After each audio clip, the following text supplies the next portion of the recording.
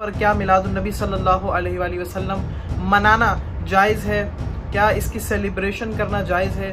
کیا یہ سنت سے ثابت ہے؟ السلام علیکم ورحمۃ اللہ۔ میلاد النبی صلی اللہ علیہ وآلہ وسلم کی آمد ہے، اور جیسے ہی یہ ایام آتے ہیں بہت سارے لوگوں کے بہت سارے سوالات ابھرنا شروع ہو جاتے ہیں، کچھ کو ان کے جوابات مل جاتے ہیں، کچھ مستقل کنفیوژن کا شکار رہتے ہیں۔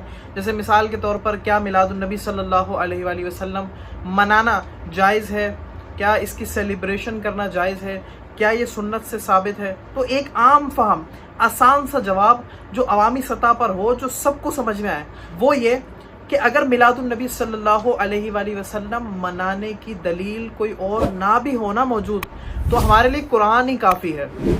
ہم آپ سے ایک معصومانہ سوال کرتے ہیں کہ آپ ہمیں بتائیے کہ قرآن مجید کے اندر حضرت آدم علیہ نبینا علیہ الصلوۃ والسلام کی آمد کا تذکرہ موجود ہے؟ آپ کہیں گے بالکل موجود ہے۔ ہم آپ سے پوچھیں گے کہ حضرت عیسیٰ علیہ نبینا علیہ الصلوۃ والسلام کی آمد کا تذکرہ قرآن مجید میں موجود ہے؟ آپ کہیں گے بالکل، 16ویں پارے کے اندر حضرت عیسیٰ علیہ نبینا علیہ الصلوۃ والسلام کی آمد کا تذکرہ بالکل موجود ہے۔ ہم آپ سے اگر پوچھیں کہ حضرت موسیٰ علیہ السلام کا تذکرہ قرآن مجید میں ڈیٹیل میں بیان ہوا ہے، حضرت ابراہیم علیہ السلام کا، حضرت اسماعیل علیہ السلام کا، حضرت یحییٰ علیہ نبینا علیہ الصلوۃ والسلام کا، اور اسی طرح کافی سارے انبیاء علیہ السلام کی آمد کے تذکرے بھی موجود ہیں، ان کی عظمت اور شان بھی قرآن مجید نے خود بیان فرمائی ہے۔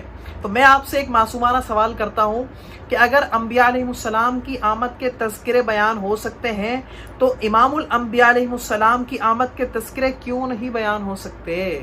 تھوڑا سا اگر اور مزید ڈیٹیل میں جائیں تو قرآن مجید میں اللہ تعالیٰ ارشاد فرماتا ہے وَأَمَّا بِنِعْمَتِ رَبِّكَ فَحَدِّثْ، کہ جب بھی تمہیں کوئی نعمت ملے تو اس کا چرچا کرو۔